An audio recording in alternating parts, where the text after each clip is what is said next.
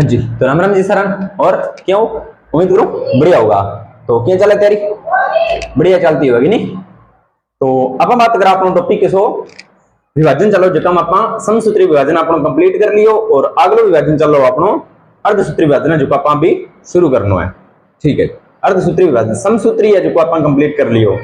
उम्मीद करूं समझ में आयो हो सी। ठीक है, तो अर्धसूत्री विभाजन की बात करा आप। देखो मैं पिछले क्लास में सारो डिफाइन कर चुका हूं अर्धसूत्री विभाजन की हुआ है कि कुछ है, लेकिन फिर भी आप फिर भी दोबारा देखो आरामदारी समझने को प्रयास कराना। चलो देखो अर्धसूत्री विभाजन, यह विभाजन जो होता है ना यह युग्मकों का निर्माण। ठीक है, पहली बात तो क्या ध्यान में रखनी कि यह जो विभाजन होता है ना वो शरीर में वृद्धि के लिए नहीं होता, टूटे फूटे अंगों के विकास के लिए नहीं होता, अंगों की मरम्मत के लिए नहीं होता। और तो यह विभाजन सर क्यों होता है? यह होता है जी युग्मकों के निर्माण के लिए। किसके निर्माण के लिए? युग्मकों के निर्माण। युग्मकों का निर्माण मतलब अपने मानव कोशिका की बात करें तो मानव कोशिका में युग्मक कौन कौन से होते हैं? एक तो होता है सर शुक्राणु और एक होता है सर अंडाणु। शुक्राणु जो होते हैं वो नर के युग्मक होते हैं और अंडाणु जो होते हैं वो मादा के युग्मक। यानी कि लैंगिक जनन के लिए सीधी सी बात है, अलैंगिक जनन के लिए युग्मक अलग से। जो अपने मानव कोशिका की बात कर रहे हैं तो मानव में लैंगिक जनन होता है, ये आप बात मानते हो। ठीक है, तो लैंगिक जनन के लिए हमें युग्मक की आवश्यकता पड़ती है। तो ये युग्मक बॉडी में बनते कैसे हैं? ये बनते हैं जी अर्धसूत्री विभाजन से। ठीक है, युग्मकों का निर्माण इस कोशिका विभाजन से होता है, यानी कि युग्मकों के निर्माण के लिए हमें जो कोशिकाएं चाहिए वो इस विभाजन द्वारा हमें प्राप्त होती हैं। ठीक है दोस्तों, शुक्राणु का निर्माण और अंडाणु का निर्माण, यानी कि ये नर युग्मक और ये मादा। एक द्विगुणित कोशिका दो अगुणित कोशिकाओं का निर्माण करती है। ठीक है, इसके बारे में चर्चा करते हैं। सर मानव शरीर के अंदर कितने गुणसूत्र होते हैं? 46 गुणसूत्र होते हैं। आपके अंदर भी 46 गुणसूत्र और मेरे अंदर भी 46 है, सभी के अंदर 46 गुणसूत्र पाए जाते हैं। तो 23 माता से आते हैं और 23 पिता से आते हैं, यहां तक तो कोई दिक्कत नहीं। हमारे अंदर तो 46 है। देखो एक चीज समझाने के लिए बता रहा हूं, तो हमारे अंदर 46 है, तो हम भी जब बड़े मतलब आगे संतति बढ़ाने के लिए जनन की प्रक्रिया में भाग लेते हैं तो हमें भी कितने गुणसूत्र की आवश्यकता पड़ती है? फिर हमारे अंदर भी नर युग्मक मादा युग्मक बनेंगे, नर के अंदर नर युग्मक बनेंगे और मादा के अंदर मादा युग्मक बनते हैं। तो उनमें गुणसूत्र कितने कितने होते हैं? 23 होते हैं। 23। इसको द्विगुणित क्यों बोला है? क्योंकि इसमें 23 गुणसूत्र अलग से आए हैं और 23 गुणसूत्र अलग से आए हैं, यानी कि 23 गुणसूत्र माता से और 23 गुणसूत्र पिता से। तो दो बंदों के अलग अलग गुणसूत्र आए हैं, तो इसलिए द्विगुणित, यानी कि दो बंदों के अलग अलग हमारे अंदर गुण आए हैं। अब ये कोशिका कितने गुणसूत्र की बन गई? 23 गुणसूत्र और ये भी 23 गुणसूत्र, तो दो कोशिकाएं बन गई। तो इसके अंदर जो गुणसूत्र है वो कौन से होंगे? एक जैसे, यानी कि एक ही बंदे के तो गुण है ना, इसके अंदर भी एक बंदे के, इसके अंदर एक ही बंदे के, तो इसलिए ये एक अगुणित है। द्विगुणित को 2n से लिखते हैं और अगुणित को n से लिखते हैं। n और n 2n हो गया ना। इस प्रकार के विभाजन में गुणसूत्रों की संख्या क्या रह जाती है जी? गुणसूत्र की संख्या रह जाती है जी आधी। ये देखो 46 से कितने कितने गुणसूत्र बनते हैं? 23 बनते हैं। कितने कितने गुणसूत्र बनते हैं जी? 23 गुणसूत्र बनते हैं। ये बात भी आपको समझ में आ गई। जल्दबाजी नहीं करनी है, पिछली क्लास आराम से देख के आइए, सारी चीजें समझ में आएंगी। जो आपकी पिछली क्लास है ना वो आप सारी देख के आइए। 3 क्लास 4 क्लास आ चुकी है, ये 5वीं क्लास है। इसको देखोगे तो आपको कोई दिक्कत परेशानी नहीं होगी। ठीक है दोस्तों, आगे बात करते हैं। अब ये कह रहा है कि लैंगिक जनन यानी कि सेक्सुअल रिप्रोडक्शन करने वाले जीवों में इस विभाजन द्वारा अगुणिता आती है। कि जो जीव जो लैंगिक जनन करते हैं, सेक्सुअल रिप्रोडक्शन करते हैं जो जीव, उनके अंदर ये अगुणिता की कोशिकाएं पाई जाती हैं, अगुणिता आती है, ये सारी बातें इसमें होती हैं। तो अर्धसूत्री विभाजन समझ में आ गया होगा कि जनन कोशिका के निर्माण के लिए अर्धसूत्री विभाजन होता है वो जरूरी होता है। ये बात आपको अभी 4-5 बातों में, 4-5 लाइनों में एक ही बात आपके लिए इंपॉर्टेंट है कि जो अर्धसूत्री विभाजन होता है वो किसके लिए जरूरी होता है? वो युग्मकों के निर्माण के लिए जरूरी होता है। ठीक है, तो अगुणिता आती है, यानी कि ये अगुणिता जो है n, ये n अगुणिता हो गई आपकी। ठीक है, निषेचन के बाद द्विगुणित कोशिका बनती है। ठीक है जी। अब थोड़ा सा मैं इसको रफ करता हूं, स्क्रीनशॉट ले लीजिए इसका ताकि आपको बाद में दिक्कत ना आए। स्क्रीनशॉट लीजिए।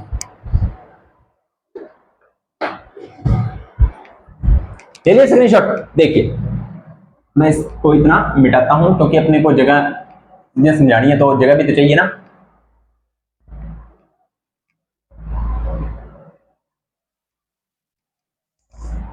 देखिए जैसे ही नर और मादा के अंदर किशोरावस्था शुरू होती है, जिसे आप यौवनारंभ भी बोलते हो, टीनेज बोलते हो, तो टीनेज में क्या होता है, नर में तो बनने लगते हैं जी स्पर्म और मादा में बनने लगते हैं जी ओवम। ठीक है, अभी मैं बता के गया हूं कि इसमें कितने, स्पर्म में कितने गुणसूत्र होते हैं सर, 23 होते हैं, और ओवम में कितने होते हैं सर, 23 होते हैं। तो ये कौन सी है, एन कोशिका, एन कोशिका यानी कि गुणित कोशिका ये दोनों। ठीक है, अब देखिए जब इंटरकोर्स होता है मेल और फीमेल के बीच में, तब क्या होता है, नर युग्मक और मादा युग्मकों का होता है जी संलयन। क्या होता है जी, संलयन होता है। संलयन के बाद इनके दोनों की कोशिकाओं और गुणसूत्र हो जाते हैं मिक्स, और ये गुणसूत्र हो जाता है जिसमें 46, और इस अभिक्रिया को बोलते हैं निषेचन। तो ये जो 46 गुणसूत्र की एक कोशिका बनी है, इससे बोलते हैं हम जाइगोट। क्या बोलते हैं जी, जाइगोट। वैसे मैं आपको जानकारी के लिए बता देता हूं, बाकी तो ये अपने रिप्रोडक्शन का चैप्टर है, पर फिर भी बता देता हूं।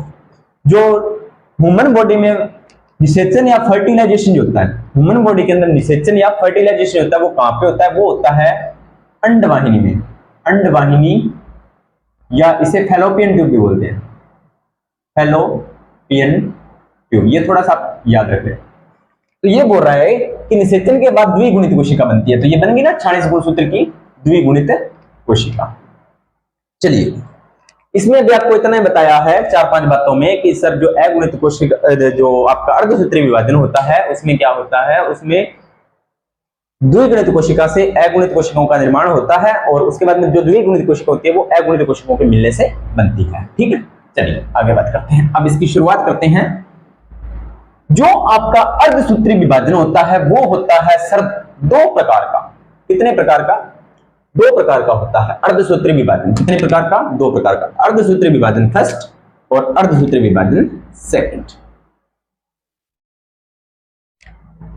ठीक है, कैसे होता है, ये एक 46 गुणसूत्र की कोशिका है, ये करेगी विभाजन और 23 की कोशिका बना लेगी, इसे बोलते हैं फर्स्ट। अब ये होगा अर्धसूत्री विभाजन सेकंड। क्या बनना चाहिए बच्चों, 11.5 नहीं, 11.5 गुणसूत्र नहीं बनेंगे, ये आपके पूरे के पूरे 23 गुणसूत्र बनेंगे। कितने बनेंगे, 23। फर्स्ट में 46 से 23 और सेकंड में 23 से वापस 23। तो आप कह सकते हो कि अर्धसूत्री विभाजन में एक कोशिका से 4 अगुणित कोशिकाओं का निर्माण होता है। ठीक है, अब यहीं पर आपको एक बात थोड़ा सा ध्यान दीजिए, जो अर्धसूत्री विभाजन आपका सेकंड है वो समसूत्री विभाजन के समान कह सकता हूं मैं, समसूत्री बिल्कुल समान कह सकते हो। इसमें भी 23 गुणसूत्र है और इसमें भी 23 गुणसूत्र है। तो जो आपका अर्धसूत्री विभाजन सेकंड होता है ना, वो आपका समसूत्री विभाजन के समान होता है। ठीक है, ये बात अभी तक आपको याद रखनी है। चलिए आगे बात करते हैं। अर्धसूत्री विभाजन फर्स्ट की वही प्रावस्थाएं, पूर्वावस्था प्रोफेज, लिख देता हूं मैं प्रोफेज फर्स्ट, मध्यावस्था मेटाफेज, पश्चावस्था एनाफेज और अंतावस्था टीलोफेज। ठीक है दोस्तों, और अर्धसूत्री विभाजन में वही prophase second, metaphase second, anaphase second और टीलोफेज सेकंड, ये चारों के चारों आपकी ये प्रावस्थाएं। ठीक है, पहले ये चलेगी उसके बाद में ये चलेगी। अब एक खास बात और बता देता हूं, जो आपकी पूर्व अवस्था फर्स्ट है, यानी कि अर्धसूत्री विभाजन फर्स्ट की प्रोफेज फर्स्ट है, उसकी आगे 5 प्रावस्थाएं होती हैं। कितनी होती हैं जी, 5 प्रावस्थाएं। वो 5 कौन कौन सी है, लेप्टोटिन, जाइगोटिन, टेकेटिन, डिप्लोटिन और डायकाइनेसिस।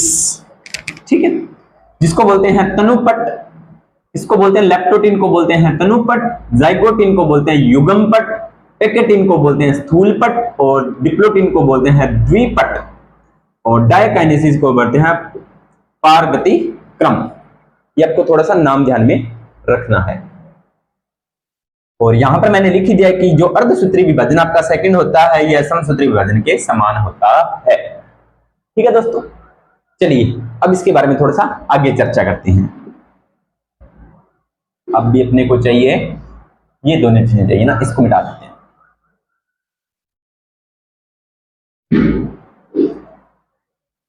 चलिए शुरुआत करते हैं अर्धसूत्री विभाजन फर्स्ट, जिसकी पहली प्रवस्था पूर्वावस्था। ध्यान क्या देना है, एक एक लाइन इंपॉर्टेंट है, एक एक शब्द इंपॉर्टेंट है। तो देखिए इसको थोड़ा सा, यह प्रवस्था कौन सी, पूर्वावस्था फर्स्ट की बात हो रही है। यह प्रवस्था समसूत्री विभाजन की जो पूर्वावस्था थी, किसकी, समसूत्री विभाजन की जो पूर्वावस्था थी की तुलना में एक तो सबसे लंबी होती है, यानी कि उसकी तुलना में ये लंबी होती है, और दूसरी सबसे बड़ी प्रवस्था भी आप ये कह सकते हो। कहने का मतलब क्या है कि अगर अपने कोशिका विभाजन की बात करें तो जो पूर्वावस्था होती है वो सबसे बड़ी प्रवस्था होती है।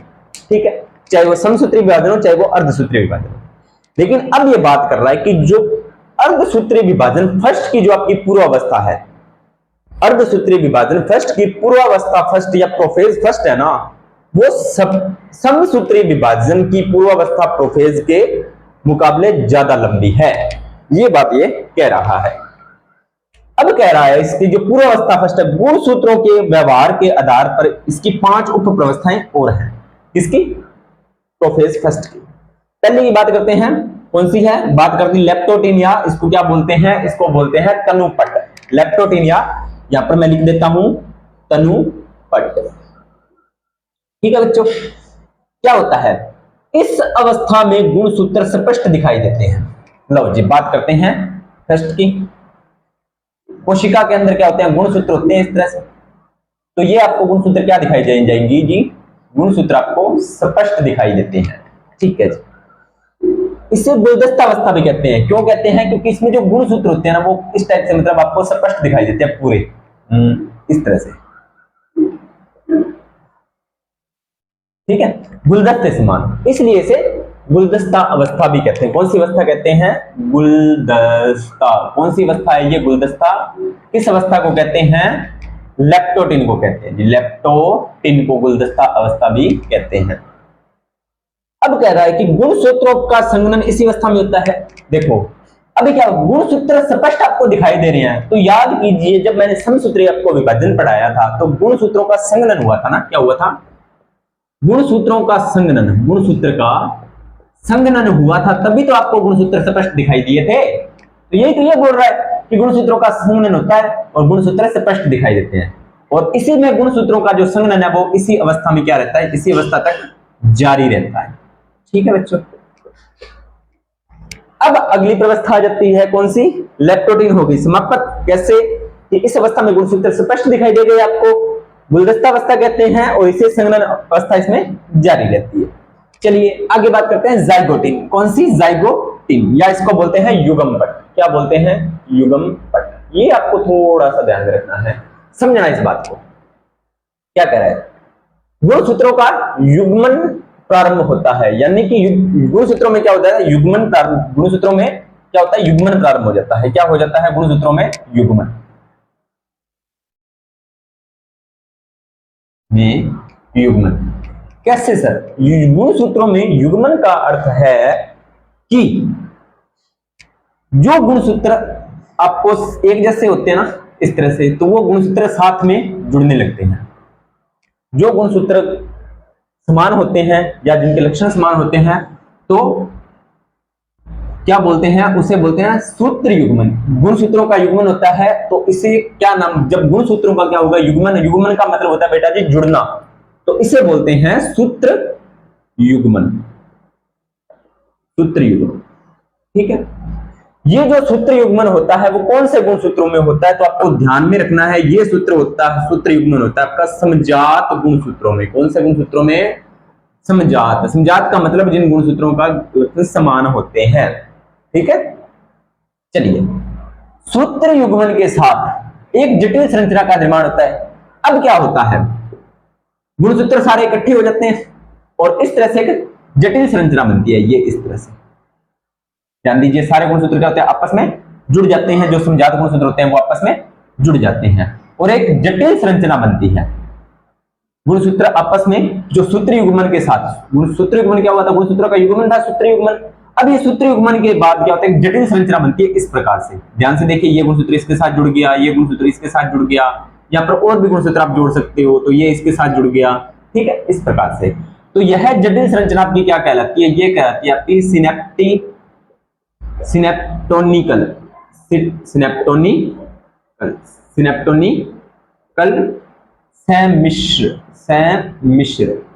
सिनेप्टिकल सम्मिश्र आपकी ये संरचना कहलाती है, ठीक है। अब देखिए, जिस सिनेप्टिकल का निर्माण समजात गुणसूत्रों होता है, इनको क्या बोलते हैं, युगली बोलते हैं। यानी कि ये आपका पूरा भाग क्या कहलाएगा, सिनेप्टिकल, जिसमें समजात गुणसूत्र होते हैं, यानी कि समजात गुणसूत्रों से बना है, तो इन्हें अपने क्या बोल सकते हैं, इन्हें बोल सकते हैं युगली। क्या बोल सकते हैं, युगली या चतुष्क, युगली या चतुष्क। अब इस युगली या चतुष्क को समझिए, इस प्रकार से गुणसूत्र बना है, ठीक है। तो जो युगली होता है, ये आपका जो युगली बना है इस तरह से, तो इसकी देखिए कितनी भुजाएं, 4 भुजाएं सर, 1 2 3 और ये 4 भुजाएं आपकी, ठीक है। और एक गुणसूत्र मैं आपको ये थोड़ा सा लंबा करके एक गुणसूत्र और बना देता हूं, ठीक है। यहां पर जो गुणसूत्र होते हैं इसे बोलते हैं, ध्यान से दीजिए, एंजाइम की गांठें होती है। यहाँ पे क्या होती है, एंजाइम गांठ। आगे बताऊंगा एंजाइम गांठ के बारे में, टेंशन मत लो। एंजाइम गांठ ध्यान से समझो, ठीक है। दोबारा फिर से समझाते हैं। पेक्टेटिन में क्या हुआ था, गुणसूत्र स्पष्ट दिखाई दिए थे, और क्या हुआ था, गुणसूत्रों में संघनन हो गया था। इसमें क्या हुआ, गुणसूत्रों का संयुग्मन होता है, यानी कि जो गुणसूत्र होते हैं वो आपस में जुड़ते हैं। जो गुणसूत्र आपस में जुड़ते हैं उसे बोलते हैं सूत्र युग्मन। अब कुछ गुणसूत्र, जो गुणसूत्रों का युग्मन होता है, जिन गुणसूत्रों का संयुग्मन होता है समजात गुणसूत्र कहते हैं। जिनमें गुणसूत्र समान होते हैं तो वो एक जैसे गुणसूत्र है, उन्हें समजात गुणसूत्र कहते हैं। जो एक जैसे गुणसूत्र होते हैं उन्हें कौन से गुणसूत्र कहते हैं, उन्हें समजात गुणसूत्र कहते हैं। अब कह रहा है, अब ये क्या कह रहा है, अब कह रहा है कि जो सूत्र युग्मन के साथ एक जटिल संरचना बनती है, यानी कि जो गुणसूत्र होते हैं आपस में जुड़ते हैं। तो इस प्रकार से ये मैंने 2 ही गुणसूत्र जोड़े हैं या हजारों गुणसूत्र जुड़ते हैं, तो क्या होता है, हजारों तो नहीं कह सकते, सॉरी, जितने अपने कोशिका में होते हैं वो आपस में गुणसूत्र जुड़ते हैं। तो इस प्रकार की एक स्ट्रक्चर बनती है। इस स्ट्रक्चर को क्या नाम दिया था उसने, इस स्ट्रक्चर को उसने नाम दिया सिनेप्टिकल मिश्र, सिनेप्टोनिकल मिश्र, सम्मिश्र उसने नाम दे दिया। अब ये बोल रहा है कि ये अगर सिनेप्टोनिकल मिश्र समजात गुणसूत्रों में हो तो उन्हें क्या बोलेंगे, उन्हें बोलेंगे अपने युगली या चतुष्क, युगली या चतुष्क, ठीक है। अब ये जो युगली या चतुष्क है ना, ये आपकी जो अगली प्रवस्था आएगी कौन सी, पैकेटिन। पैकेटिन में आपको और ज्यादा स्पष्ट दिखाई देती है, और ज्यादा स्पष्ट आपको दिखाई देती है, ठीक है दोस्तों। चलिए आगे बात करते हैं। इसमें कितने गुणसूत्र होते हैं, इसमें 2 गुणसूत्र होते हैं, 1 और 2, और इसकी गुणसूत्र की कितनी भुजाएं होती हैं, एक गुणसूत्र की 4 भुजाएं होती हैं। ये मैंने 4 भुजाएं बना दी है, ठीक है दोस्तों। इस प्रकार से एक स्ट्रक्चर बनती है। और अब करते हैं, अगली प्रवस्था है आपकी पैकेटिन। हाँ जी, पैकेटिन है, ठीक है। पैकेटिन में क्या होगा, क्या होगा पैकेटिन में, पैकेटिन में होगा सर, क्या होगा पैकेटिन में, देखते हैं। जाइगोटिन पढ़ लिया, पैकेटिन की बात कर लेते हैं ना, इतना जाए जल्दबाजी से। चलिए पैकेटिन की बात करते हैं। पैकेटिन, इसको बोलते हैं स्थूल पट। क्या बोलते हैं, स्थूल पट। अगर क्लास एक बार नहीं समझ में आए तो 2 बार देख लेना, 3 बार देख लेना, समझ में जरूर आएगी। एक बार मैं आपको एक चीज, मैं रियलिटी बताता हूं। मुझे इस टॉपिक को करने के लिए लगभग मैंने 10 से 15 बार इसका रिवीजन किया है, तब जाकर ये मुझे समझ में आया है। तो एक बार देखने से आपको समझ में नहीं आएगा। अगर ये टॉपिक अगर आपको सीखना है तो एक तो पेशेंस रखना होगा। पहली बात तो आपको मैं ये नहीं बोल रहा कि एक बार में समझ में सभी को आता है, सभी को एक बार में समझ में नहीं आता। मुझे ही नहीं आया था एक बार में समझ को, ठीक है। और दूसरी चीज, जिन बच्चों को एक बार समझ में आता है बहुत अच्छी बात है, और जिनको नहीं आता है वो पेशेंस से क्लास देखें, आराम से देखें, एक एक लाइन को नोट डाउन करें और फिर उस चीज को समझे। 101% आपको समझ में आएगा। फिर भी कोई डाउट हो तो कमेंट सेक्शन में जरूर पूछें, ठीक है बच्चों। चलिए आगे बात करते हैं। पैकेटिंग, इस प्रक्रिया में जीन विनिमय होता है। लो जी, अब शब्द आ गया है हमारे पास, जीन विनिमय। ये क्या होता है? गुणसूत्रों में क्या होता है? लक्षणों का या गुणों का आदान प्रदान होता है, ठीक है, तो उसे जीन विनिमय कहते हैं। और उसी जीन विनिमय के आधार पर ही अगली पीढ़ी में क्या आती है? विभिन्नताएं आती हैं। चलिए मैं आपको अब एक नॉर्मल एग्जांपल से समझाता हूं, ठीक है। कैसे? देखिए, हमारे अंदर डायरेक्ट गुणसूत्र कहां से आते हैं? हमारे मम्मी और पापा से। तो आप एक चीज नोटिस करना, क्या आप सेम टू सेम अपनी मम्मी के जैसे हो? नहीं सर। सेम टू सेम अपने पापा के जैसे हो? नहीं सर। सेम टू सेम अपने दादा के जैसे हो? नहीं सर। दादी के जैसे? नहीं। नाना के जैसे? नहीं। नानी के जैसे? नहीं। नहीं हो ना, कोई भी नहीं। लेकिन कहीं ना कहीं आपके लक्षण उनके जो आपके लक्षण है उनके लक्षणों के साथ मेल जुलते हैं, यानी कि कुछ समानताएं आपके अंदर आपकी मम्मी की होती हैं, कुछ अपने पापा की होती है। यानी कि कई बार कह देते हैं ना कि कुछ कुछ नाक तो बिंगो है, नाक तो बुआ वर्गो लगा, आंखा मस्सी वर्ग गया है नी, कुछ भी यहाँ कहते हैं। तो उसका रीजन होता है विभिन्नताएं, और ये जीन विनिमय से आती है। जीन विनिमय से ये विभिन्नताएं आती हैं, ठीक है दोस्तों। तो जीन विनिमय से कैसे? कि जो हमारे पापा के जो गुणसूत्र हैं, 23 गुणसूत्र जो हमारे अंदर आए हैं, तो वो उनके अंदर गुणसूत्र दादा और दादी दोनों के आए थे ना, उसी में से आधे आए हैं। तो विभिन्नताएं तो अपने आप आएंगी। तो हमारे अंदर हमारी मम्मी के गुणसूत्र, तो हमारे अंदर कुछ विभिन्नताएं वहां से भी आएंगी। तो गुणसूत्र में समानताएं और विभिन्नताएं दोनों साथ साथ चलती हैं जीन विनिमय के आधार पर। अगर समानताएं हो, अकेली विभिन्नताएं ना हो तो प्रॉब्लम हो जाएगी, और अकेली विभिन्नताएं हो, समानताएं ना हो तो भी प्रॉब्लम हो जाएगी, ठीक है। तो ये प्रकृति का नियम है, ये प्रकृति ने बनाया, हमें तो ये सिर्फ चीजें समझनी होती है, ठीक है। चलिए अब बात करते हैं पैकेटिंग। पैकेटिंग की क्या खास बात है? यह सबसे कम समय की अवधि है, बहुत कम समय की अवधि है। माफी चाहेंगे भाई, थोड़ी सी प्रॉब्लम हो गई थी। चलिए अपने बात करते हैं पैकेटिंग की। इस प्रक्रिया में जीन विनिमय होता है, ठीक है, और यह सबसे कम समय की अवधि होती है, यानी कि इसमें बहुत कम समय लगता है। युगली स्पष्ट रूप से दिखाई देने लगते हैं, बता दिया था पीछे।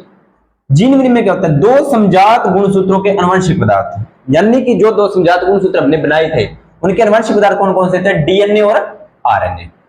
अब देखिए समजात गुणसूत्र का मतलब क्या है? जो एक जैसे गुणसूत्र आए थे, तो इन गुणसूत्रों के मध्य क्या होता है? इन गुणसूत्रों के मध्य क्या होता है? आनुवंशिक पदार्थों का आदान प्रदान होता है, जिससे क्या होता है? विभिन्नताएं उत्पन्न होती हैं, ठीक है। देखो अब इस चीज को समझो, ये है जी एक गुणसूत्र, ध्यान से समझना, ठीक है, और ये एक गुणसूत्र हो गया। तो ये क्या हुआ अपने बात? ये क्या चीज अपनी? सिनेप्टिकल, सिनेप्टोनिकल सेमिश्रित है। हाँ जी सर, सेमिश्र है। युगली बोल सकते हैं इसे, युगली है सर, ठीक है। इस युगली में क्या होता है? यहां पर गुणसूत्रों का होता है जीन विनिमय, यहां पर क्या होता है? जीन विनिमय। यहां पर गुणसूत्रों का क्या होता है? आदान प्रदान होता है, ठीक है। ये जो आपका है, ये जो गांठें बनी हुई, ये मैंने यहाँ पर जो गांठें बनाई हुई है, यहाँ पर जोड़ बनाई हुई, इसे बोल रहे हैं पुनर्योगज ग्रंथिका एंजाइम। यहाँ पर होते हैं जी जोड़ने और तोड़ने वाले एंजाइम, ठीक है। कौन कौन से होते हैं? जोड़ने का काम कौन करता है? जोड़ने का, गुणसूत्रों को जोड़ने का काम करता है जी लाइगेज। लाइगेज याद रखना है, लाइगेज, ठीक है। और तोड़ने या काटने का एंडोन्यूक्लियस। एंडोन्यूक्लियस, ये आपको नाम याद रखना है, जोड़ने का लाइगेज और तोड़ने का एंडोन्यूक्लियस, ठीक है। और ये जो गंठिका होती है ये गुणसूत्रों का आदान प्रदान करवाती है, ठीक है दोस्तों।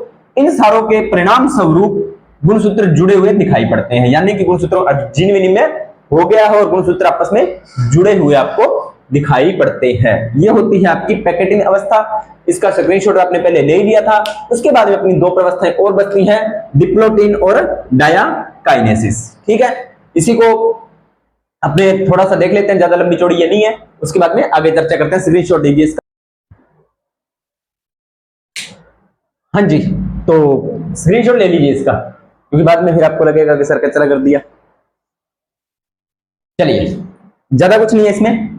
डिप्लोटिन सिनेप्टोनिकल समिश्र विघटित होगा, यानी कि ये हमारा क्या था, सिनेप्टोनिकल समिश्रित था। ये अब टूटेगा, क्या करेगा ये, अब टूटेगा। युगली गुणसूत्र विनिमय बिंदु के अतिरिक्त क्या होने लगते हैं, यानी कि इसके अंदर इसके अतिरिक्त क्या होने लग जाएंगे, ये अब अलग होने लग जाएंगे गुणसूत्र, यानी कि ये जो चीज है, ये जो चीज है, ये अब टूटनी शुरू हो जाएगी। युगली गुणसूत्र बिंदु विनिमय बिंदु के अतिरिक्त, यानी ये पूरा क्या है, देखो सिनेप्टोनिकल समिश्र विघटन, यानी कि इसे बोलते हो आप सिनेप्टोनिकल मिश्रण, ये होगा विघटन, यानी कि ये अब क्या होगा, ये अब टूटेगा। चलिए पहली बात बोल दी, अब टूटेगा कैसे, युगली गुणसूत्र, ये हमारे युगली गुणसूत्र तो है, ठीक है। युगली गुणसूत्र विनिमय बिंदु, यानी कि ये जो विनिमय बिंदु, ये वाले बिंदु विनिमय बिंदु के अतिरिक्त एक दूसरे से अलग होंगे। अब एक दूसरे से क्या होंगे, ये अलग होंगे, ठीक है। सॉरी, विनिमय बिंदु मैंने ये बता दिया, विनिमय बिंदु ये है, ये हमारे विनिमय बिंदु है के अतिरिक्त अब गुणसूत्र एक दूसरे से अलग हो गए। तो ये देखिए आपको थोड़ा थोड़ा ये दूर होते दिखाई दे रहे हैं, और इधर से ये जो इस प्रकार से एक देखो गुणसूत्र की क्या बन रही है, ये टूटेगा, यहां से भी टूटेगा, तो ये एक्स आकार की एक संरचना बनती है, और इस एक्स को क्या बोलते हैं, इस एक्स को बोलते हैं जी काइजमेटा। काइजमेटा का निर्माण होता है। तो आप बोल सकते हो कि काइजमेटा कहां बनता है, तो काइजमेटा बनता है जी डिप्लोटिन में। ये भी आपका मोस्ट इंपोर्टेंट क्वेश्चन है। अब देखो ये एक थोड़ी सी बात कर रहा है कि कुछ कशेरुकी प्राणी होते हैं, उनमें यह अवस्था कौन सी, डिप्लोटिन, महीनों या वर्षों के बाद समाप्त होती है, यानी कि लंबे टाइम तक ये कई कशेरुकी प्राणियों में चलती रहती है। इसमें आपको अगर नहीं याद रखे तो आपको इतना याद रखना है कि सिनेप्टिकल जो आपका समिश्र होता है वो टूटता है और काइजमेटा का निर्माण होता है। लास्ट कंडीशन है पूर्वावस्था की डायाकाइनेसिस या पारगति क्रम। काइजमेटा का अंत होगा, अब ये काइजमेटा भी टूटेगा, इसका भी अंत हो जाएगा।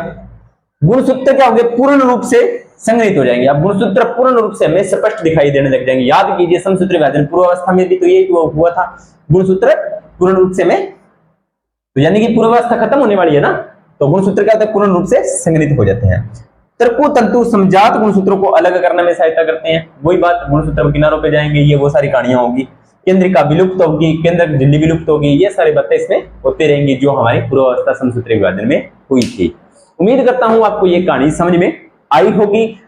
अब देखिए यहां पर हमारी पूर्वावस्था फर्स्ट कंप्लीट होती है, कौन सी, पूर्वावस्था फर्स्ट कंप्लीट। इसके बाद में metaphase first, anaphase first, telophase first, ये पढ़ेंगे फर्स्ट। उसके बाद में पढ़ेंगे अपने इनका सेकंड पार्ट, और इसके बाद में पढ़ेंगे साइटोकाइनेसिस, और इसके बाद में पढ़ेंगे महत्व। ये चार चीजें रहती है हमारी अभी कोशिका विभाजन में। मैं पहले बता रहा हूं आपके लिए ये क्लास बहुत इंपॉर्टेंट है हर कंपटीशन एग्जाम के लिए। और अभी मैं आपको एक चीज बताने वाला था, कल या शायद परसों रिजल्ट आया है एनबीएस नॉन टीचिंग का, तो उसमें अगर लैब अटेंडेंट का भी रिजल्ट नहीं आया, क्योंकि जो लैब अटेंडेंट का एग्जाम था वो काफी बच्चों ने दिया था, और वो साइंस वाले बच्चे फाइट कर रहे थे उसमें, तो उनका रिजल्ट भी नहीं आया, तो उसके भी आपको अग्रिम शुभकामनाएं। अगर किसी का सिलेक्शन होता है तो कमेंट सेक्शन में जरूर बताएं, और ज्यादा से ज्यादा अब आपको पता है हर वैकेंसीज आ रही है, तो आरामदारी से अपनी तैयारी कीजिए। और हाँ, हरियाणा सिटी वालों को बेस्ट ऑफ लक, अच्छे से करके आना।